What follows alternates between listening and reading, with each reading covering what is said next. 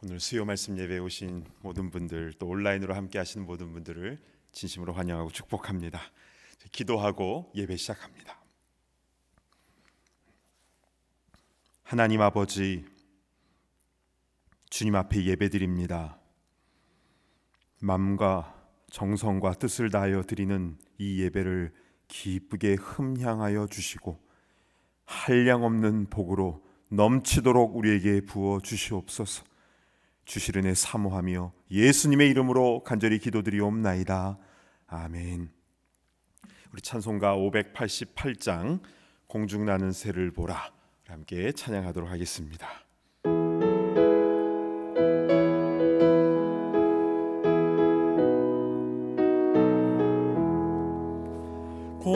공중나는 새를 보라 농사하지 않으며 곡식 모아 곡간안에 들인 것이 없어도 세상 주관하는 주님 새를 먹여주시니 너희 먹을 것을 위해 근심할 것 무엇냐. 들의 백합화를 보라 길쌈수도 안에도 솔로몬의 입은 옷도 이것만 못하였네.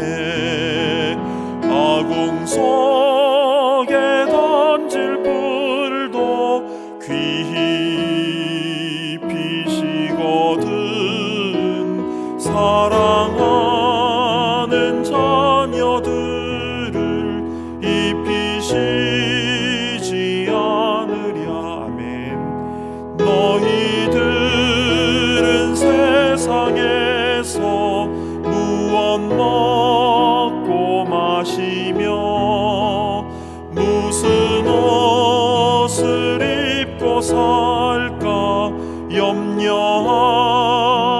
말아라. 이는 이방 사람들이 간구하는 것이요 너희 하늘 아버지는 너희 쓸 것 아신다. 너는 먼저 주의 나라 그의 의를 구하면 하나님이 모든 것을 너희에게 주시리. 아멘. 내일을 위하여서 아무 염려 말지니 내일 염려하지 말라. 오늘 고생 족하다. 아멘. 하나님 말씀을 보도록 하겠습니다. 구약 성경 열왕기하 10장의 말씀입니다. 구약 성경 열왕기하 10장 1절부터 마지막 36절까지 우리 드라마 바이블로 우리 봉독 듣도록 하겠습니다. 제10장.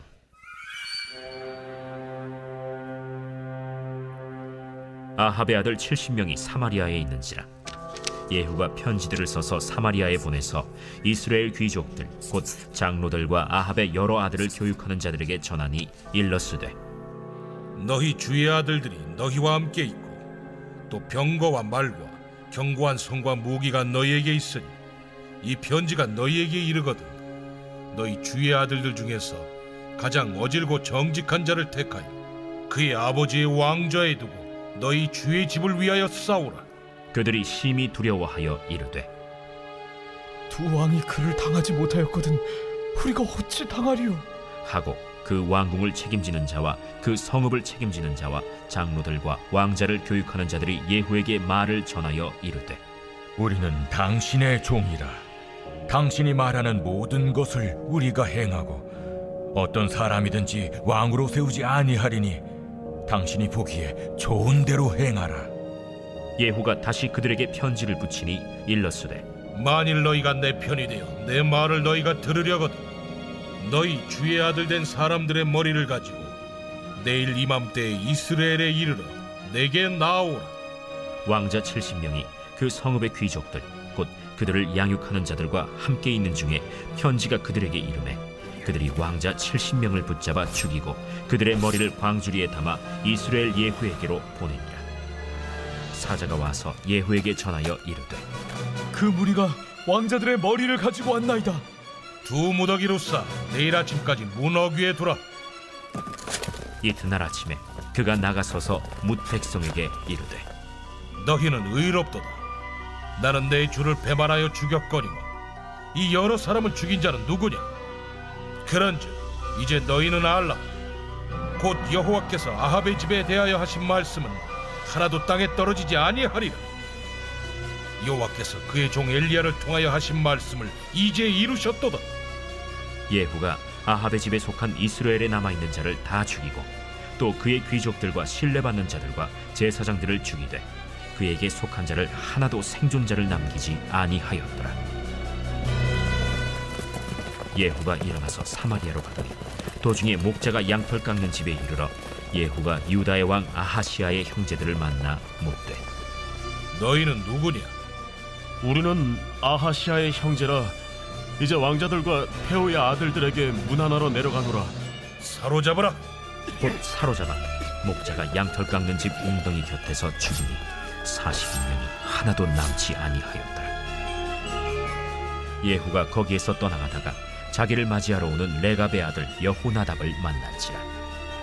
그의 안부를 묻고 그에게 이르되 내 마음이 네 마음을 향하여 진실함과 같이 네 마음도 진실하니. 하니 여호나답이 대답하되 그러하니이다. 그러면 나와 손을 잡자. 손을 잡으니 예후가 끌어 병거에 올리며 이르되 나와 함께 가서 여호와를 위한 나의 열심을 보라. 하고 이에 자기 병거에 태우고 사마리아에 이르러 거기에 남아있는 바 아합에게 속한 자들을 죽여 진멸하였으니 여호와께서 엘리야에게 이르신 말씀과 같이 되었더라. 예후가 뭇 백성을 모으고 그들에게 이르되 아합은 바알을 조금 섬겼으나 예후는 많이 섬기리라. 그러므로 내가 이제 큰 제사를 바알에게 드리고자 하노니 바알의 모든 선지자와 모든 섬기는 자와 모든 제사장들을 한 사람도 빠뜨리지 말고 불러 내게로 나오게 하라. 모든 오지 아니하는 자는 살려두지 아니하리라. 이는 예후가 바알 섬기는 자를 멸하려 하여 계책을 씁니다. 바알을 위하는 대회를 거룩히 열라. 하매 드디어 공포되었더라. 예후가 온 이스라엘의 사람을 두루 보냈더니 바알을 섬기는 모든 사람이 하나도 빠진 자가 없이 다 이르렀고 무리가 바알의 신당에 들어가매 바알의 신당 이쪽부터 저쪽까지 가득하였더라. 예후가 예복 맡은 자에게 이르되 예복을 내다가 바알을 섬기는 모든 자에게 주라. 하매 그들에게로 예복을 가져온지라. 예후가 레갑의 아들 여호나답과 더불어 바알의 신당에 들어가서 바알을 섬기는 자들에게 이르되 너희는 살펴보아 바알을 섬기는 자들만 여기 있게 하고 여호와의 종은 하나도 여기 너희 중에 있지 못하게 하라.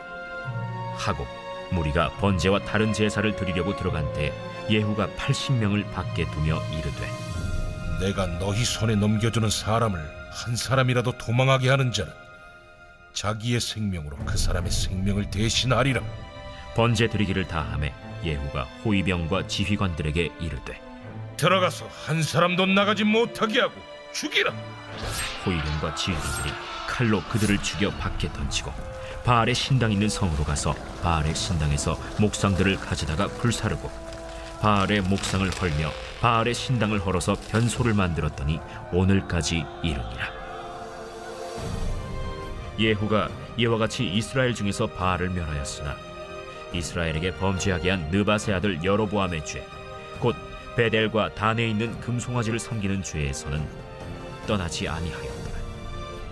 여호와께서 예후에게 이르시되 네가 나보기에 정직한 일을 행하되 잘 행하여 내 마음에 있는 대로 아합 집에 다 행하였은즉 네 자손이 이스라엘 왕 위를 이어 사대를 지대리라. 그러나 예후가 전심으로 이스라엘 하나님 여호와의 율법을 지켜 행하지 아니하며 여로보암이 이스라엘에게 범하게 한 그 죄에서 떠나지 아니하였더라.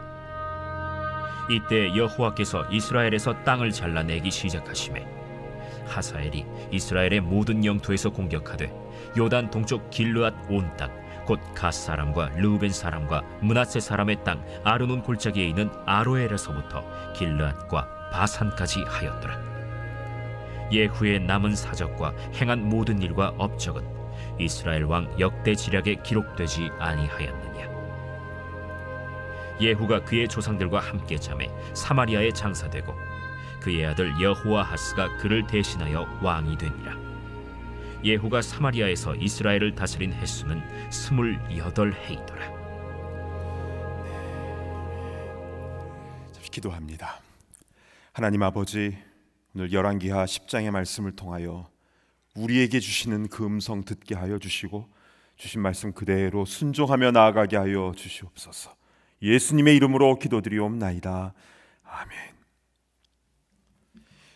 지난 말씀을 정리하겠습니다. 열왕기하 9장에서는 북이스라엘의 용맹한 장군인 예후가 청년 선지자를 통하여 기름 부음을 받고 아합 가문을 멸하라는 그 사명을 받게 되지요.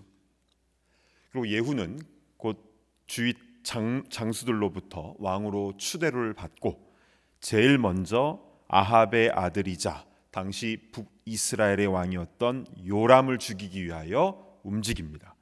그래서 이 예후는 요단 동편 길르앗 라못 그 전쟁터에서 교통의 요충지인 그 요단강 근처에 있는 베스안을 지나서 왕의 별궁이 있는 이스르엘까지 그 직선 길을 병거를 직접 몰고 달리는데요. 예후가 얼마나 말을 잘 몰았냐면요. 9장 20절 하반절을 보시면요. 미치게 모나이다 이렇게 표현이 되어 있습니다. 그러니까 먼지바람을 일으키면서 엄청난 속도로 우두두두두 하면서 달려가는 것이죠. 그러니까 이스라엘의 그 파수꾼이 예후가 달려오는 것을 그 상황을 부상 치료 중인 요람 왕에게 보고를 합니다. 그러니까 왕은 정찰병을 보내서 평안하냐, 즉 전쟁터에서 좋은 소식을 갖고 오는 것이냐라고 물어라라고 했는데요. 그러나 이에 대해서 예후는 평안이 네게 상관이 있느냐? 내 뒤로 붙어라 하면서 계속 달려갑니다. 그러니까 또 이스라엘에서는 두 번째 정찰병을 보냈는데 그도 똑같이 예후 뒤로 붙지요. 상황이 자꾸 이렇게 되어가니까 아직 치료 중이었던 요람 왕이 직접 자기가 병거를 타고 예후를 만나겠다고 나가고, 또한 병문안 온 남유다에서 온 아하시아 왕도 자기 병거를 타고 다 예후를 만나러 갑니다. 그런데 바로 이스라엘 그 별궁 바로 옆에 있는 나봇의 그 포도원이 있던 그 자리에서 이들이 다 만나게 되는데요. 요람 왕은 예후를 보자마자 예후야 평안하냐 이렇게 묻지요. 이때 예후 장군이 뭐라고 말했습니까? 네 어머니 이세벨의 음행과 술수가 이렇게 많으니 어찌 평안이 있으랴? 반역이다. 그리고 도망가는 요람 왕을 향해 예후가 화살을 하나 이제 쏘는데요. 그래서 염통, 이제 뭐 순대 기억나시죠? 염통에 정확하게 명중하게 됩니다. 그래서 죽게 되죠.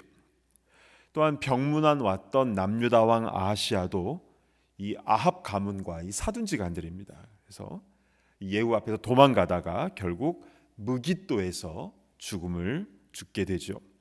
그러니까 남북 왕이 한꺼번에 예후에 의해서 죽게 된 것입니다.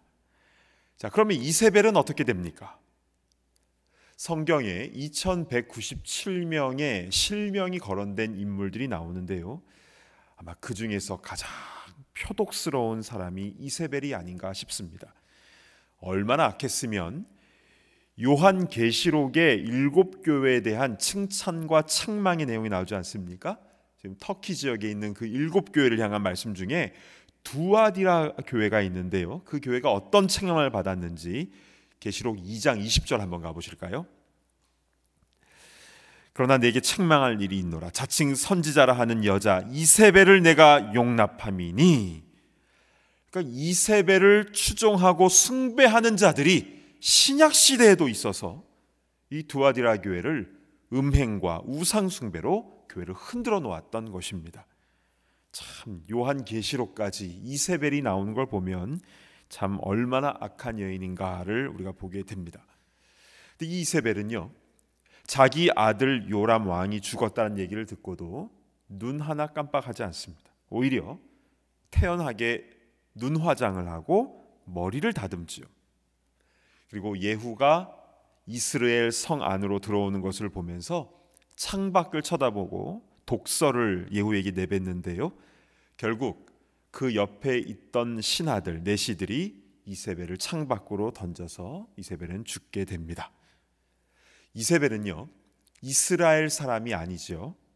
저 북쪽 시돈의 바알 제사장이었던 엣 바알의 딸입니다. 그런데 북이스라엘로 시집을 와서 엄청난 일을 벌인 것이죠. 우유부단했던 남편 아합 왕을 흔들어대서 북이스라엘 전체를 다 바알 숭배를 하게 했고요, 게다가 남유다 왕 아하시아를 사위로 삼아서 남유다까지 바알 숭배를 하게 했고요. 그래서 하나님은 이에 너무너무 진노하셨고, 결국 이세벨은 예전에 엘리야에게 주셨던 그 열왕기상 21장에 엘리야에게 주셨던 그 예언의 말씀 그대로 그 이세벨의 시신을 짐승들이 와서 먹는 아주 끔찍한 최후를 맞이하게 됩니다. 악인에 대한 심판이 어떠한지를 우리가 알 수 있죠. 자, 그리고 오늘 본문인 열왕기하 10장에는 아합의 가문과 바알 숭배자들에 대한 무시무시한 그런 내용들이 계속 나옵니다.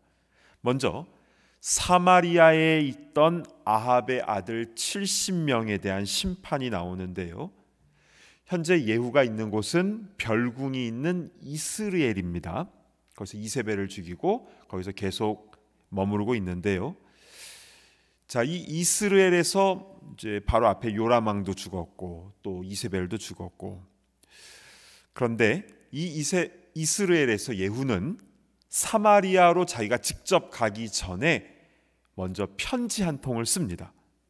사마리아에 있는 장로들과 또 왕자들을 교육하는 자들 앞으로 서신을 하나 보내게 되는데요, 아합의 아들 70명 중에서 가장 괜찮은 한 명을 왕으로 세워서 나와 대결하게 하라.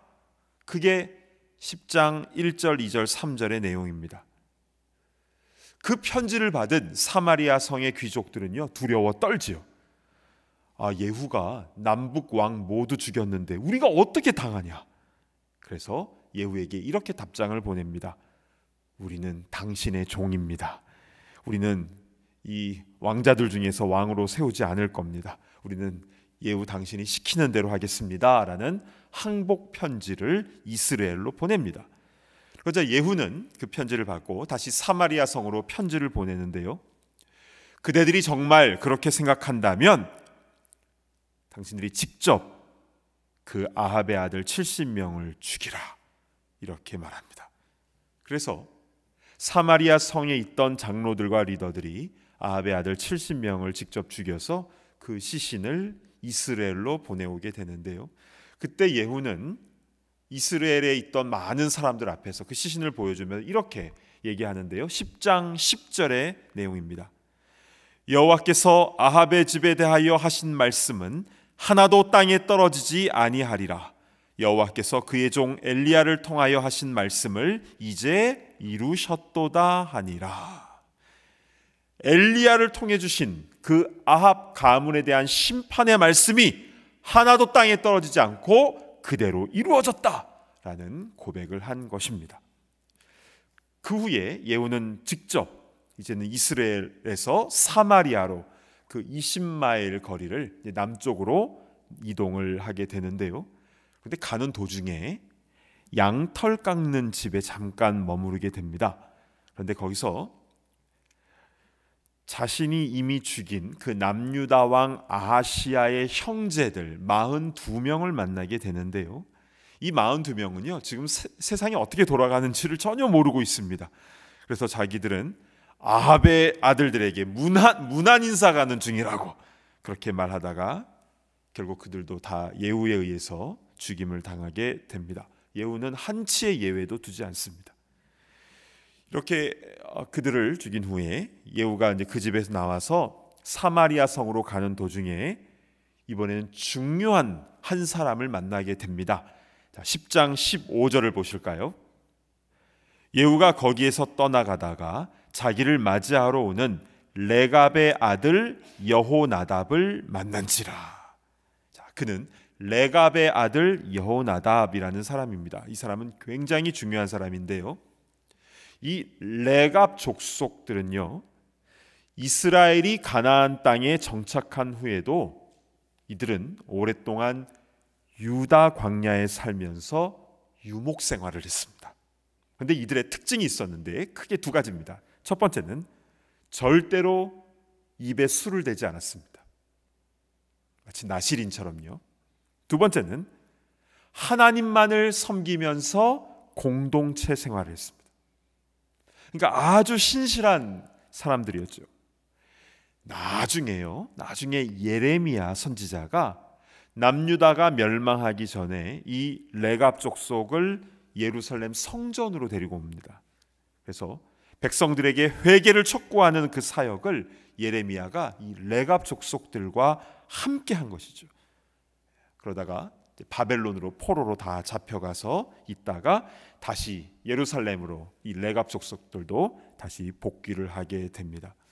하나님은 어느 시대에든지 이 레갑 족속들과 같이 하나님만을 바르게 섬기는 그런 그루터기와 같은 일꾼들을 남겨두신 줄로 믿습니다. 아멘.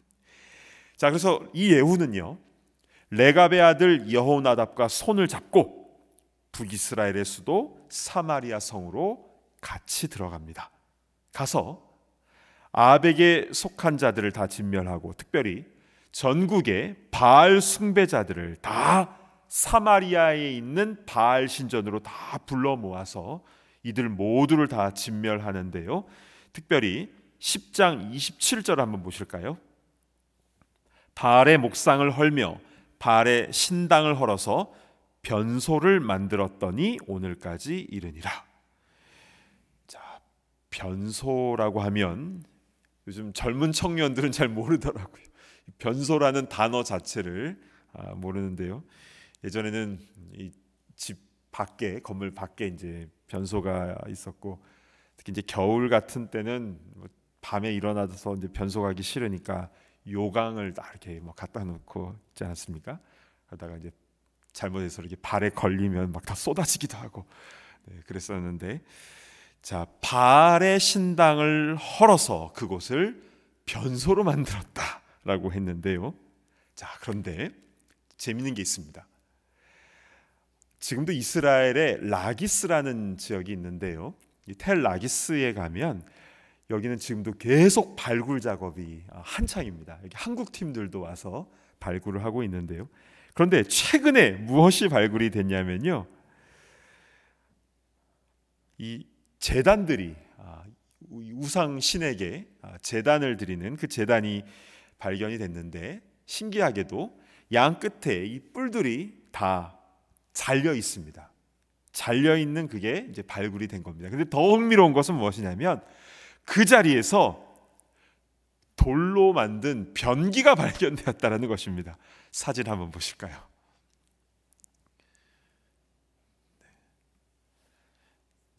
기다리면 더 궁금해지죠. 자, 변기가 어떻게 생겼을까? 최근에 발견된 변기입니다.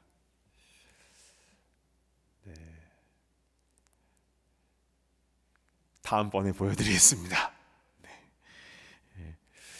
자, 학자들은 그 발견된 변기가 히스기야 때 그 유물로 보고 있습니다. 그래서 히스기야가 종교 개혁을 단행했을 때 바알 제단을 헐고 그곳을 이제 변소로 만들었다는 것에 굉장히 중요한 증거 자료가 되는 것입니다.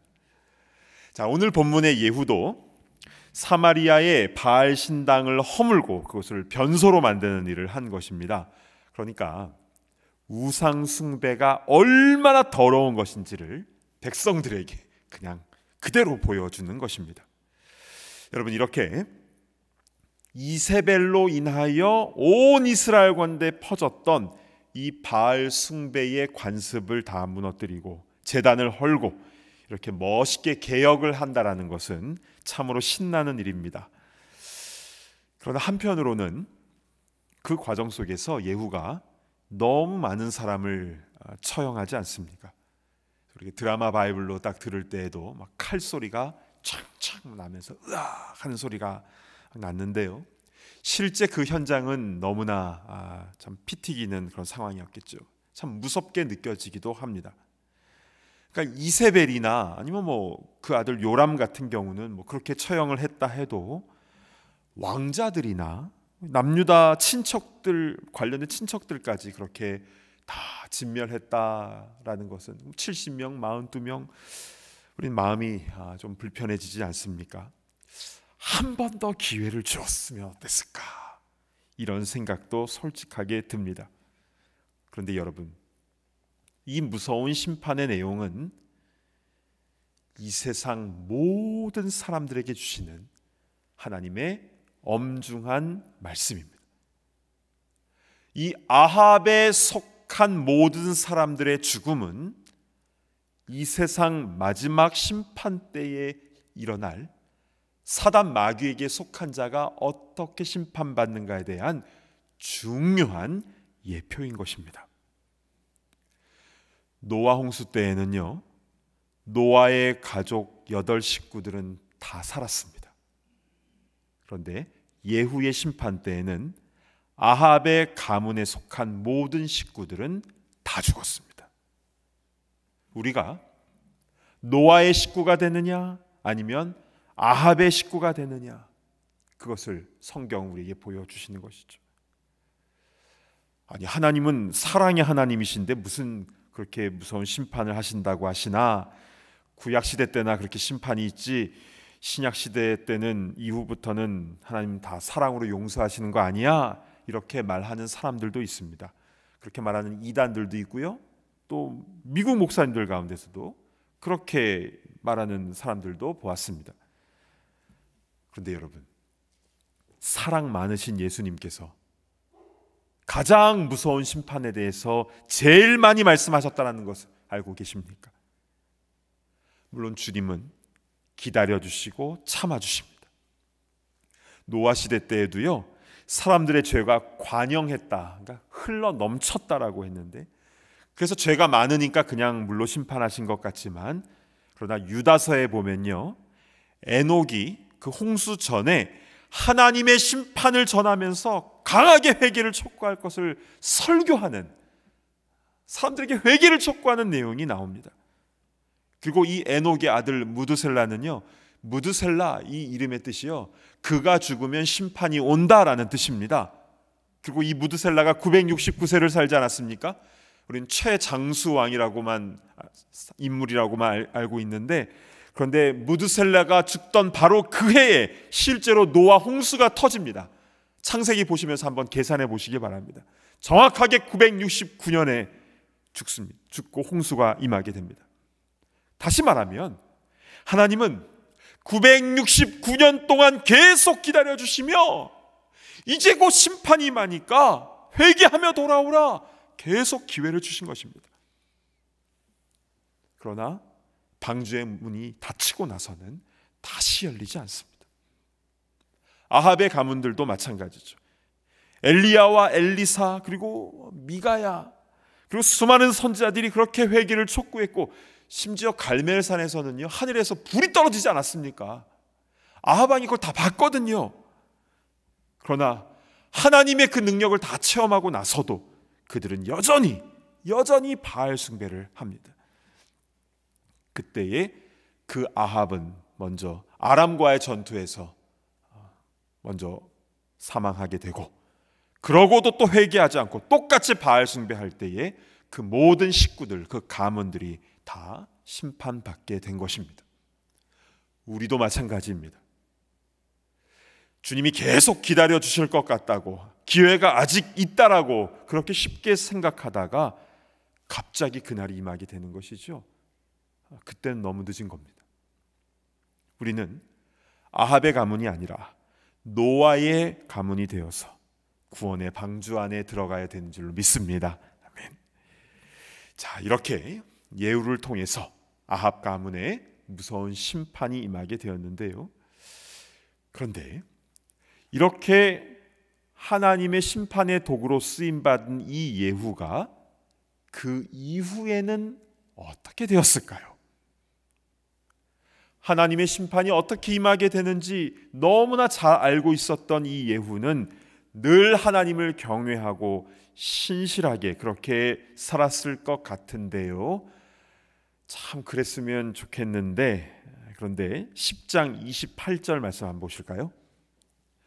예후가 이와 같이 이스라엘 중에서 바알을 멸하였으나, 바알을 멸하였느니라 이렇게 끝나야 될 텐데 멸하였으나라고 끝납니다.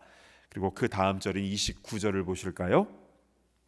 이스라엘에게 범죄하게 한 느밧의 아들 여로보암의 죄, 곧 베델과 단에 있는 금송아지를 섬기는 죄에서는 떠나지 아니하였더라. 참 어리석습니다. 안타깝습니다.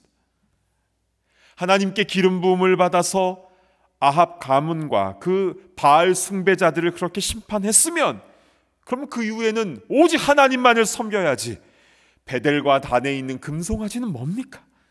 그냥 금송아지 2마리 남겨뒀다 이게 아니라 나중에 자신도 그 금송아지를 섬기는 겁니다. 그 섬기는 죄에서 떠나지 아니한 겁니다.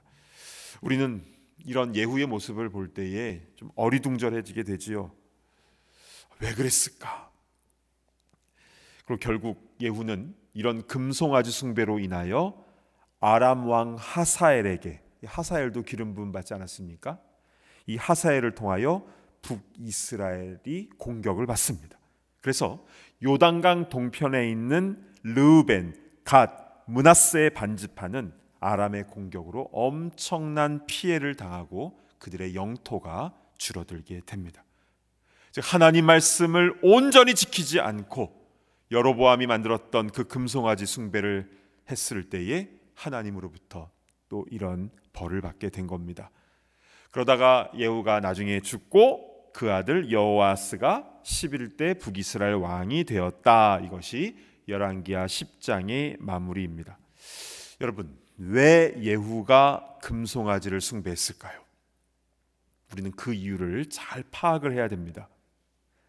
예후는 원래 북이스라엘의 장수 중에 한 명이었지요. 그리고 기름 부음을 받고 아합 가문을 멸하였는데요. 그 후에 누가 왕이 됩니까?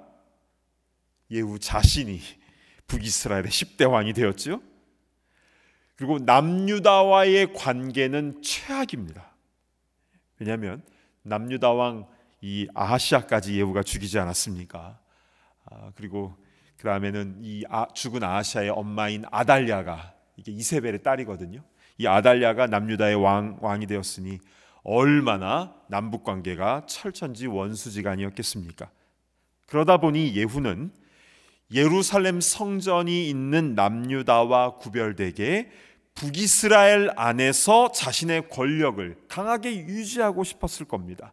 그래서 그 방법으로 일대 여로보암이 만들어 놓은 그 금송아지 2마리를 붙잡아 버린 겁니다.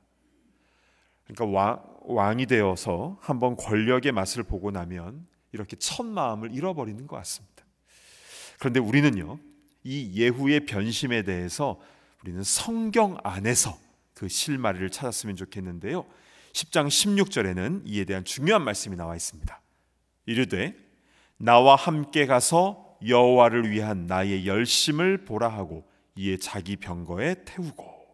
자, 이 장면이 뭐냐면요, 아까 예후가 그 경건한 레갑 자손인 여호나답과 같이 손을 잡는 장면입니다. 그래서 이제 자기의 병거에 태우는 그런 장면인데요, 그때 예후가 여호나답에게 이런 말을 한 겁니다.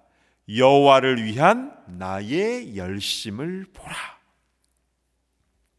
여러분, 이 말이 굉장히 멋있는 말 같지만 그러나 실제로 모든 문제가 바로 여기서 시작됩니다. 지금도 보십시오. 이 땅의 교회들 가운데 문제를 일으키는 사람은 누굽니까? 하나님을 위한 나의 열심을 보라, 이렇게 말하는 목회자들, 중직자들, 창립 멤버들, 이렇게 리더급에 속한 사람들 아닙니까? 자, 주의 일에 열심을 내는 건 좋습니다. 그러나 나의 열심을 보라, 이렇게 말하는 것은 결국 하나님 중심이 아니라 자기 중심입니다. 겉으로는 하나님께 영광 올려드리는 것 같지만 그러나 속으로는 그 영광을 자기가 받는 것이죠. 굉장히 종교적으로 보일 수 있지만 결국 그 사람이 공동체를 해치는 것이고 분란을 일으키는 것입니다. 왜냐하면 그런 사람이 바로 예후거든요. 아무리 기름 부음을 받고 예전에 주의 일을 열심히 했다 해도 자기 중심이면 결국에는 망하게 되는 것입니다. 한국교회도 그렇고 이민교회도 그런 것 같습니다. 크게 쓰임받은 것 같지만 마지막에 좋지 않은 경우가 있지 않습니까? 사실은 마지막에만 안 좋은 게 아니라 그 전부터 계속 단추를 잘못 끼워가고 있었던 것이죠. 그래서 우리 모두는 첫째도 겸손, 둘째도 겸손인 것 같습니다. 특히 리더의 위치에 있는 사람들은 더더욱 그러하죠. 우리의 모든 사역이 다 마치고 주님이 언젠가 우리를 부르실 겁니다. 그때 우리는 주님 앞에서 무엇이라 고백을 해야 됩니까? 예수님은요, 우리가 어떤 고백을 해야 될지도 이미 다 가르쳐 주셨는데 누가복음 17장 10절을 보시겠습니다. 이와 같이 너희도 명령받은 것을 다 행한 후에 이르기를 우리는 무익한 종이라 우리가 하여야 할 일을 한 것뿐이라 할지니라. 아멘. 오직 겸손한 마음으로 예후가 아니라 레갑 족속과 같이 나 중심이 아니라 하나님 중심으로 주의 일을 감당하고 또 주님께만 영광을 올려드리는 그런 겸손한 주의 일꾼들, 천국 백성들 다 되시기를 간절히 바랍니다. 아멘. 기도하겠습니다. 우리 먼저 첫 번째로 기도할 제목은요,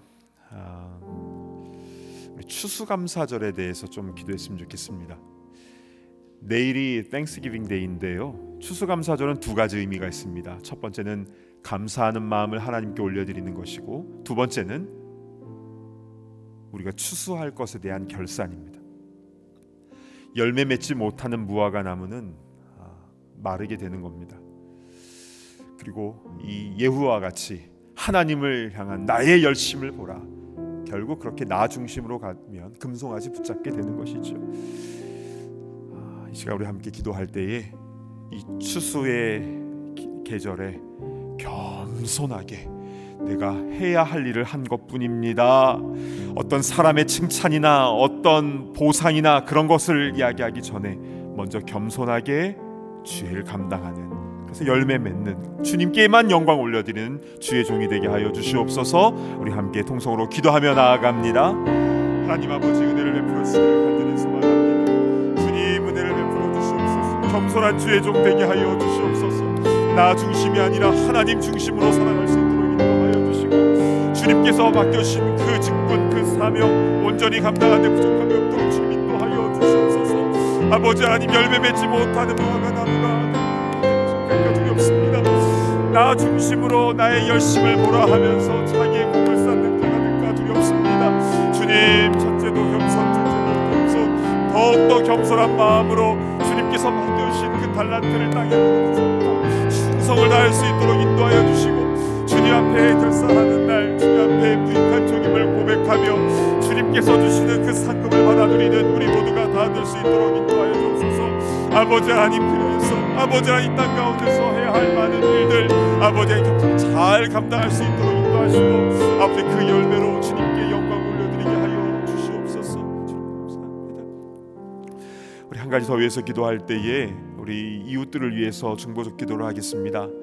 내일 명절인데 가족들이 모여서 같이 식사를 하는 그런 가족들도 있지만, 그러나 멀리 떨어져 있어서 가족들을 못 만나는 이들도 있고, 또 병상에 누워 있는 분들도 계시고, 또 여전히 삶의 어려움 가운데서 더 쓸쓸하게 명절을 보내는 이도 있습니다.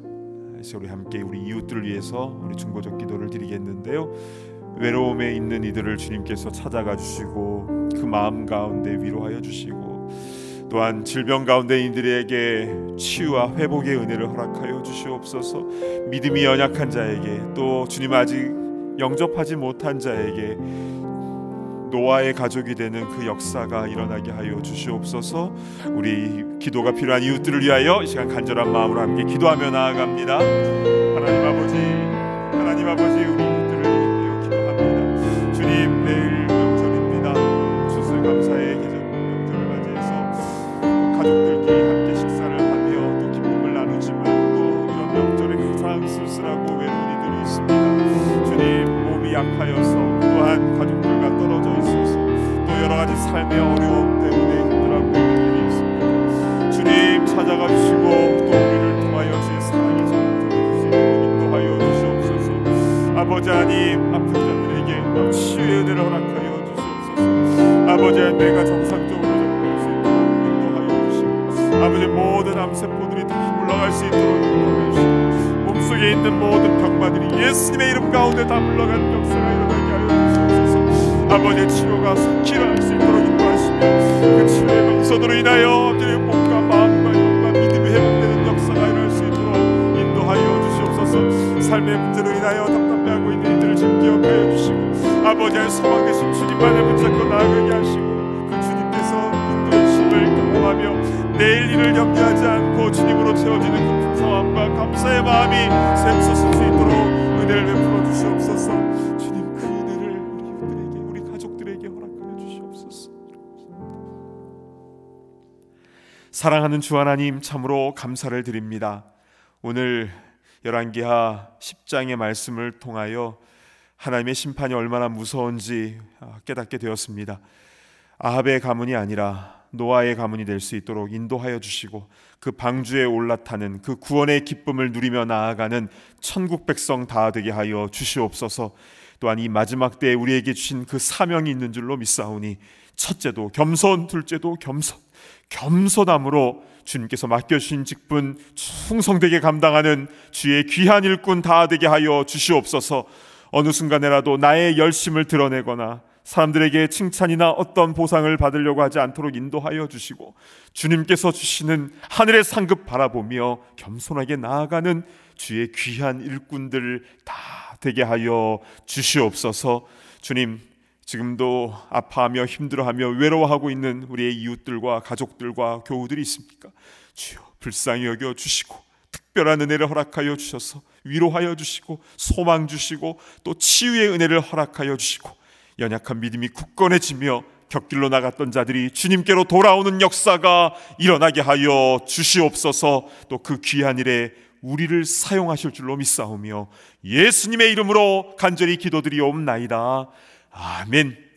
이제는 우리 주 예수 그리스도의 크신 은혜와 아버지 하나님의 무한하신 사랑하심과 성령님의 감동 감화 교통하심의 역사가 이 마지막 때에 겸손히 주의 사명 잘 감당하며, 그래서 아름다운 열매로 주님께만 영광 올려드리기를 소망하는 모든 주의 권속들 일꾼들 머리머리 위에와 또 우리 주위에 우리의 기도가 필요한 우리의 사랑하는 이들 위에 이제로부터 영원토록 함께 있을지어다. 아멘.